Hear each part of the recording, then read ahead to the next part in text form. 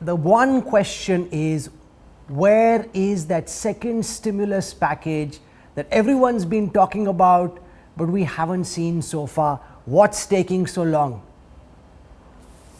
It should be coming anytime soon.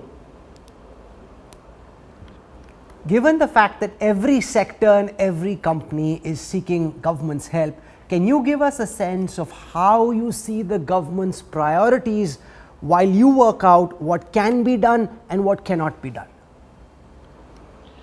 So in order to understand the priorities in terms of the stimulus package, Rahul, I think we also have to understand what is the basic impact of the pandemic.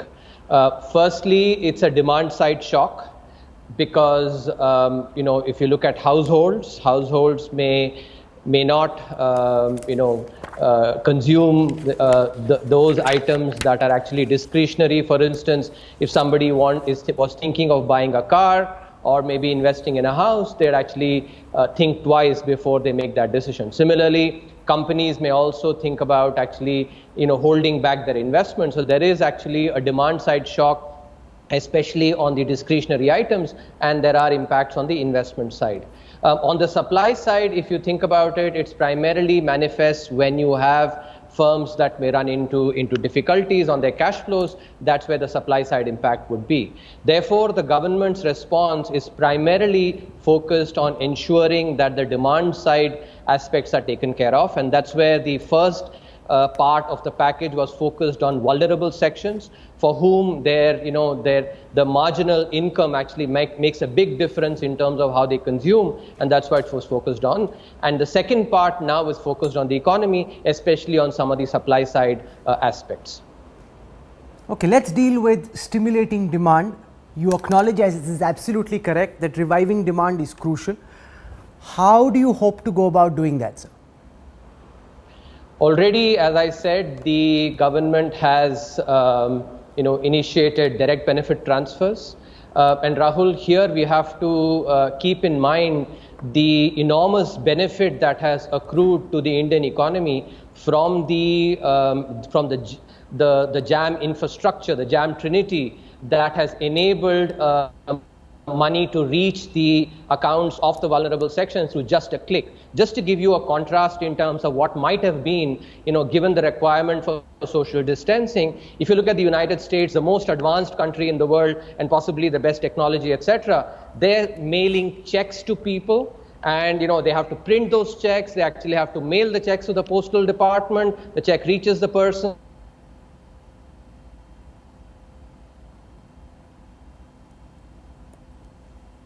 The kind of difficulties that would have been created in the context of social distancing. No, so what you're saying is correct, Dr. Subramaniam, but when you compare the size of the stimulus, okay, go on.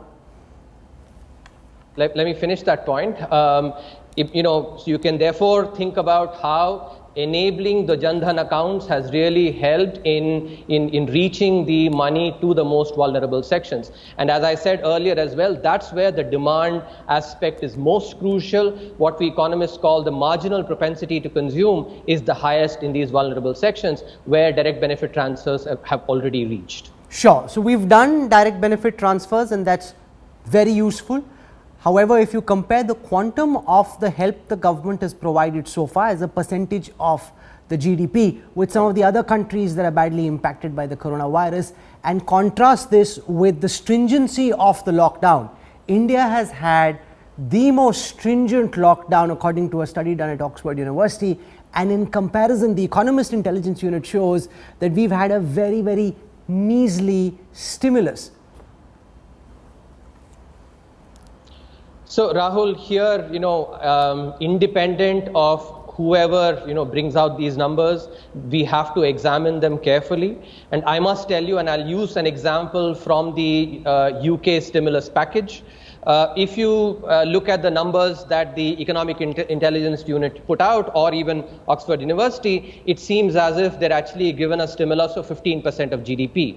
But a key aspect of that includes 350 billion pounds of loans, which are guaranteed by the government, and those have been directly added. Now, you will recognize, and all our viewers will also recognize, that the actual cost of that package is a fraction of that 350 billion pounds. When you do the numbers correctly, it comes to 3.7% of GDP. Similarly, if you look at the United States as well, it is not 10% of GDP, it's about 6.5 to 6.6% of GDP. So firstly, we have to use the correct numbers to evaluate, and as I said, there is another package that is actually being worked on. So when you will compare, or all the viewers should compare, they can compare after the second package is also there. But when they do, they must keep the numbers, actually make sure they're not adding apples and oranges. Second, it's very important to keep in mind the differences that prevail between India and other economies. If you take the tax to GDP ratio of the US, or let's say the United Kingdom, and compare that to India, they are very, very different. And as we all know, money does not grow on trees. If your tax to GDP ratio is lower, you are constrained, and that is something you have to keep in mind. Third point, which is very important, is if you look within the category of countries which have the sovereign rating that India has, the amount is far, far lower than even these corrected numbers. And that's also something that we have to keep in mind. So it is really crucial to keep these differences in mind when we think about actually the stimulus that is possible and what the stimulus that will be actually given. So the government does have very serious revenue considerations, and there is no doubt about it. So I'd like to ask you, how do you hope to finance the second stimulus? What are the kind of ideas that you are working around with? How do you hope to find the money, given the fact that industrial activity has crashed, GST collections are down terribly? How do you hope to finance the stimulus? So that's a good question. First, I have to make two important observations on this. Firstly, if we think about the fiscal deficit, the reason we as economists or any other analyst think about the fiscal deficit, it has to be in a dynamic sense, and that's because we worry about, or we care about, the debt to GDP, overall debt to GDP of the country, and not just in a static sense, but in a dynamic sense. And one of the key aspects that macroeconomics actually teaches us is that debt sustainability depends on what we economists think about as this difference between the rate at which you borrow and the rate of nominal rate of growth of the economy. And our analysis has shown that even with 4% real growth from next year onwards, I'm talking about FY22, because FY21 actually will be lower, even with 4% plus growth, for next 5 to 10 years, debt will come down because the nominal GDP will be higher than the cost of borrowing. So that's point number one. Secondly, when we focus on the borrowing that has to be done this year, we possibly were prescient, in opening up the market for government borrowings via, the bond index, enlisting the Indian government bonds in the bond index. Just to give you some important numbers, about $4 trillion of money tracks these bond indices. India is expected to get a weight of around 1.5 to 3%. That translates, even if you take the lower number, 1.5%, that translates into $60 billion, which is about the gross borrowing that India does. Now, I recognize that this money may not come immediately, but will come actually maybe latter half of the year or next year. But that gives you the opportunity then to structure your borrowing in such a way, in terms of the maturity, etc., to be able to finance the deficit and also do it in a way that the cost of borrowing does not become very large. There are lots of economists, many who've done your job in the past, who'd say this is when you forget about the Fiscal Responsibility and Budget Management Act, you don't worry about what international credit agencies think, and you allow for the fiscal deficit to expand because that's the need of the hour. Is that an approach that you're looking at very seriously, and can we say that the FRBM Act, for whatever it is worth, has been left on the side and we are focusing? Many say print money, even if that's the way you go, that's the one way that you could use to fight your way out of trouble.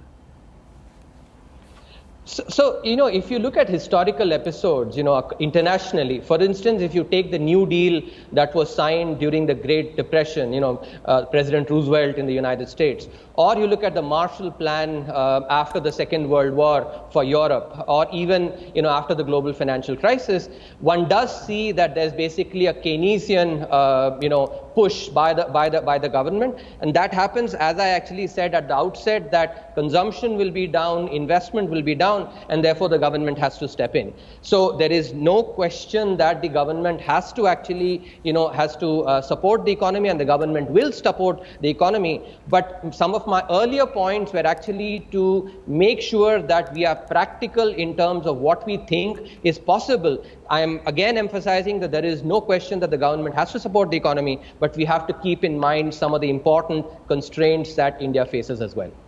What I want to do, Dr. Krishnamurthy, is show you some of the comments that we received as part of Jumpstart India. We've done various town halls, virtual brainstorms where top minds of India Inc. have come. They've laid out their expectations, their hopes, their demands from government. I'll play out some of those reactions and I'll get you to comment one by one on those. I'll start with Uday Shankar, who runs Disney and Star in the Asia region.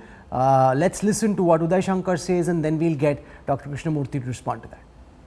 We have to recognize that it's a brutal reality that if people can't afford to pay their employees, they won't be able to pay their employees. Even if they get arrested, or even if they are shot before a firing squad, if they can't pay, they can't pay. And that's a situation right from the individuals who employ in their domestic capacity to the corporates, big and small, and everyone in between. Nobody wants to fire people. You hire people because you use them to produce more, to sell more, and to make more money. So clearly getting rid of people is an option of the last resort. Dr. Subramaniam, 110 million plus layoffs just in the last 1 month, according to data released by the Center for the Monitoring of the Indian Economy. Across employees and employers are wondering, do you intend to provide some kind of income support, to provide wage support? Rahul. Can you hear me, sir?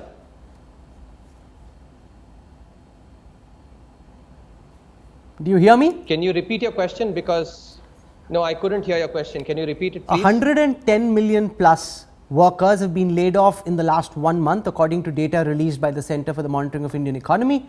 Uday Shankar asks that you can pass a diktat which says don't fire, but unless companies can support themselves, unless companies can find a way of surviving, they can support employees only for a month or two. After that, mass scale retrenchment is the only way forward. How do you look at this issue of unemployment, companies feeling the stress, and the kind of unemployment numbers that we're seeing?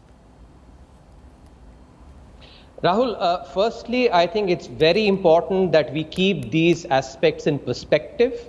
Let me just point out that in the United States, for instance, the number of people filing for unemployment insurance has reached a historical high, greater than even the numbers during the Great Depression.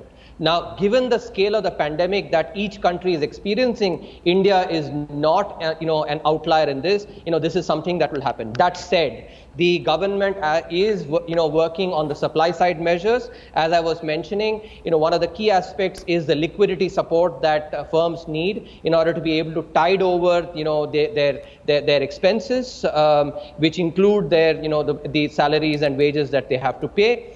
Just to give you some ballpark estimation, typical firm, rolls over its inventory about 4 to 5 times a year. So a 20 to 25% increase in their working capital can enable them to actually take care of their operational expenses for about a quarter at least. Now, these are some of the sort of considerations that are going in, to make sure that the supply side support is provided, in this context. But keeping in mind that this is not something that is happening only in India, and that is a very important, perspective that we all need to keep in mind. So, do you intend to provide wage and income support, like has been done in several countries, including in the United States, or do you think that's difficult to do in India? There are many ways in which, these kind of support can be done. As I said, we are looking at liquidity support, which is a very important aspect, especially for the smaller, and medium enterprises, because they rely a lot on trade credit, and therefore for them, their cash expenses, them being able to take care of that is important. There are many ways of doing it. We don't necessarily have to just copy paste what other countries are doing. Okay, so you're talking about small and medium enterprises. Now that's got a lot of big business worried. I want to show you what Harshpati Singhani of the JK Group had to say about the need to also support big business while we look at saving small business. Here is Harshpati Singhani. The narrative is clearly that the MSMEs, the trade, individual people require a lot of support. But large business, as Uday was saying, also requires support, because large business also means large costs. So let's take it very simply. You have very little or zero revenue. You can do away with variable costs, but you have large fixed costs. You also have your meter ticking. Apart from employees, you also have to pay the banks. You also have to service your loans. So there has to be some support to the large industry as well. Dr. Subramanian, this has got everyone worried because it's a cycle. If big industry can sustain itself, they generate the orders which largely go to micro and small and medium enterprises, and that's how the economic chain functions. Now when there's so much focus on small and medium enterprises, the big boys are worried. If that's where you focus your energies, then what happens to us? If we shut shop, then ultimately they too will shut shop. How do you respond to Mr. Singhani? Firstly, let me clarify, the Reserve Bank of India has taken several steps to provide liquidity. There's also forbearance that's been provided. So the last part of that statement, where they actually have to continue servicing their loans, etc., those have been, accommodated. So through the various measures that have been taken by the Reserve Bank to provide liquidity, which applies actually equally well for small and large firms, their concerns are also being taken into account. How? Can you expand that a little bit? Because from what we've read so far from our reporters, the focus of stimulus package number 2.0 seems to be largely directed towards the micro, small and medium enterprises, which is what various government voices have told us as well. If that's the case, how do you take care of big business?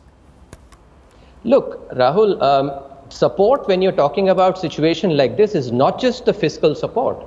It's about fiscal, it's about liquidity and monetary support, at the same time also on the banking side. And as I clearly mentioned, the Reserve Bank has already come up with several measures on the monetary and on the banking side to provide the necessary accommodation to large businesses and thereby enable them to actually tide over their difficulties. I want to show you now what Rashesh Shah, who runs Edelweiss Financial Services, he's dealing with liquidity, confidence, credit flow, and the need for the government to take the risk. Let's listen to Rashesh Shah. The economic epidemic may take a long time to solve, and we need to forestall that. We need to do things now so that it does not become an epidemic. And for that, I think, as you said, credit flow, liquidity, confidence, and getting the economy started by taking risk is very important. And government and RBI can take risk. The businesses will take risk. The businesses are in the business of taking risk, and they will also follow through on this to make sure we get our economy started again. So you've ensured that adequate liquidity is available, but at a time when there's a debt phobia pandemic as well, nobody is going to take extra loans. In any case, credit offtake was at a 20-year low. So therefore, you've got the pandemic that's got added to it. Just ensuring that there is liquidity in the market is not enough. They're asking for the government to bear the risk. Response, sir. As I was saying earlier, there's also supply side responses that are being worked on, and that includes both liquidity and credit. When one talks about working capital loans or term loans, for instance, those involve credit. I was focusing on the liquidity support that is being given by the Reserve Bank. The government is actually trying to support through measures on the credit side. And there are also other measures, for the kind of difficulties that the chairman of Edelweiss was talking about, without going into specific details, are also being considered. And let me assure assure you that we have taken into account all the considerations and the representations that have been received by various stakeholders and have not ignored even once in actually thinking through the stimulus package. I want to show you now what Sulaja Firodia Motwani from the TVS group says. This is about zoning, and remember, as is very clear to all viewers, the virus economic supply chains don't recognize red zones, green zones and orange zones. So let's listen to Ms. Motwani and then we'll get a response from the Chief Economic Advisor. If you look at the areas in which the auto industry operates, most of the zones are in red. So very few companies are actually able to open up. Secondly, most of our suppliers are in various areas, and unless you open up the supply chain as well as the dealerships, there is no point in starting manufacturing. It's like if you have to make a vehicle, you need all the parts. You can't have a car without the steering wheel. So having 95% of the supply chain working is not enough because it's a chain. A lot of India Inc. says that unless the whole chain is completed, you can tell us to open up, but we simply can't. Respond to that, sir. Rahul, I think this is where one has to recognize that policy making involves not only focusing on the here and now, but also on the medium to long run. The reason I bring this up is if you look at some careful research on another pandemic which actually happened 100 years back, the Spanish flu, what it clearly shows is that those geographical regions that actually were first early to intervene and also then continued lockdowns, long enough so that the health aspect was taken care of, were the ones where the economic revival was also strong. The reason I bring this up is because in the short run, what is being said is absolutely correct, that there is a trade-off between flattening the health pandemic and the economic impact of that, but that is in the short run. In the long run, when you look at it, those kind of measures that actually enable to keep mortality rates down are the ones that also help the economy revive back. There is no denying that there are costs, but what we have to ensure is that we balance between, if we, for instance, just throw caution to the winds and say, okay, open up everything, it is possible that we may actually have so much infection and so much mortality that despite actually the government saying imposing no restrictions, people on their own may decide not to turn up for work, in which case what will we do, what would the businesses do? That is something which we have to keep in mind as well. So let me again underline the fact that we are keeping all these into account. Policy making involves this delicate balance between ensuring that the here and now and the medium to long run is taken into account, and we are actually going by careful research in trying to arrive at these decisions. Remember that this is a period of enormous uncertainty, and whatever we can latch on in terms of very careful research is something that we are utilizing. I want to welcome to this broadcast now Dr. Montek Singh Ahluwalia. He's been in different positions in government and has dealt with the kind of challenges that Dr. Subramaniam Krishnamurthy deals with at this moment. In the next part of this mirror session of the e-conclave, I'll go across to Dr. Montek Ahluwalia. He's heard what Dr. Krishnamurthy has said and we'll get an alternate point of view. But I have two more questions for Dr. Subramaniam Krishnamurthy before I let him go. Question number one, the likes of Amartya Sen, Abhijit Banerjee, when they spoke to India today, said there is enough and more food in the godowns, don't worry about Aadhaar cards, don't worry about whether or not they have ration cards, give the food the poor. The government's being accused of being slightly heartless. You've done a lot, but there are more people who need food. They're saying open your godowns, open your hearts, give them the food. Respond to them. Firstly, if you look at the NFSA norms itself, that requires 35 kilograms of cereal to be given to the household.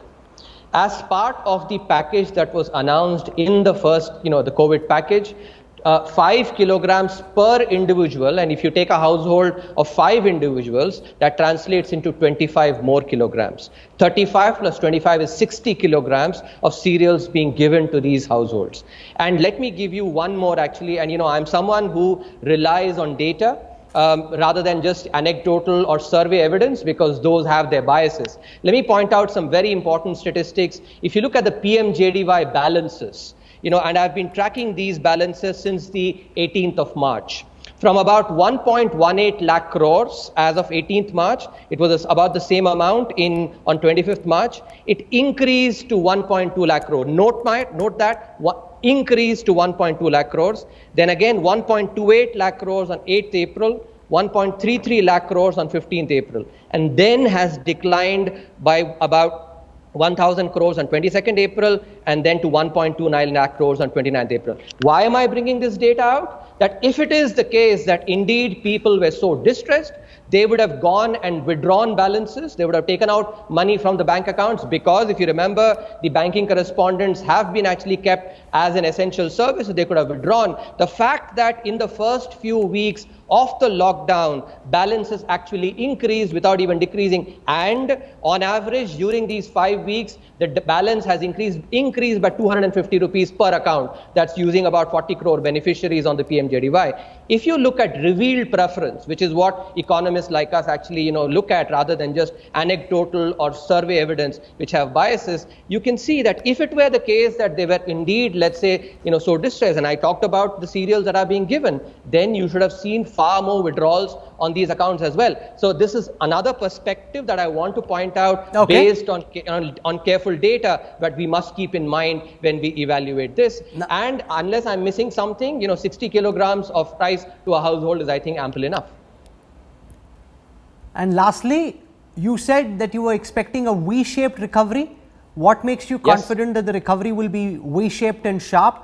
It could also be a W-shaped recovery, which means that there could be a second wave of infections, a second lockdown. It could be an L-shaped recovery as well.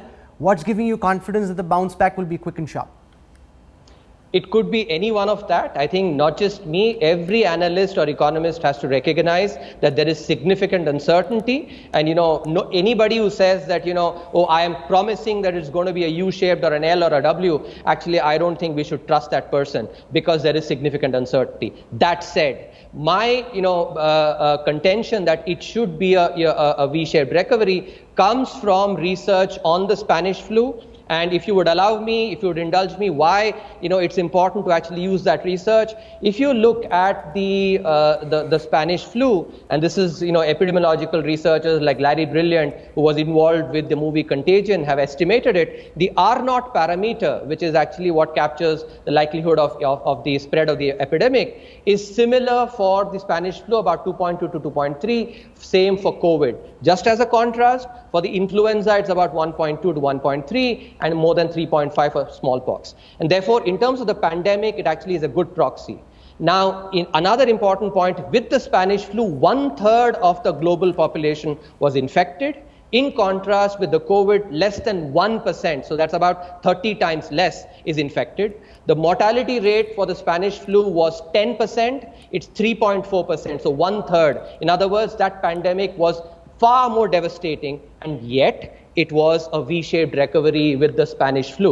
So the best case that we actually can, in terms of a guesstimate that you can do based on a pandemic that actually is the best proxy, it seems that because the pandemic was far more devastating and yet it was a V-shaped recovery, I think I would say based on that research that this is our best guess at this point in time. But as I preambled that, there is uncertainty. It could be something different as well. We have to recalibrate and watch. And remember, what's making this session of Jumpstart so fascinating is that we are hearing one very passionately argued point of view. Dr. Mantek Singh Ahluwalia is listening to everything that Dr. Subramaniam Krishnamurthy is saying, and in a moment from now he'll start responding to every idea. Then we'll have a clash of economic ideas, or at least we'll hear an alternate perspective. What's your growth estimate for this fiscal? The IMF says we'll grow at about 1.9%. From Arvind Subramaniam to everyone else who's looking at that says that's hugely over exaggerated. You think it'll be 2% plus? What gives you that hope? Many are saying it'll be negative. So again, I think it's important. There's been research in behavioral economics that points out, and if you go and read the book by Daniel Kahneman as well, Thinking Fast, Thinking Slow, he talks about this bias called saliency bias. All of us do this, which is when normal times are going on, we never think about the likelihood of actually a black swan event. We underweight it, which is recent evidence, we underweight. Similarly, now that we're in a black swan event, we underweight the probability of the normal event. This is saliency bias, and therefore therefore it's not unexpected that we actually, take into account only what's happening recently and underweight the evidence that comes maybe from 100 years back. That's possible. My own sense is that, when we are looking at it, there is a likelihood that, the inferences are being affected by saliency bias. I want to be careful not to be affected by that bias, and therefore I'm actually going and saying that it's possible that, what happened in the Spanish flu is what may happen again. If it's a V-shaped recovery in Q3 and Q4, we may have a 1.5 to 2% GDP for this year.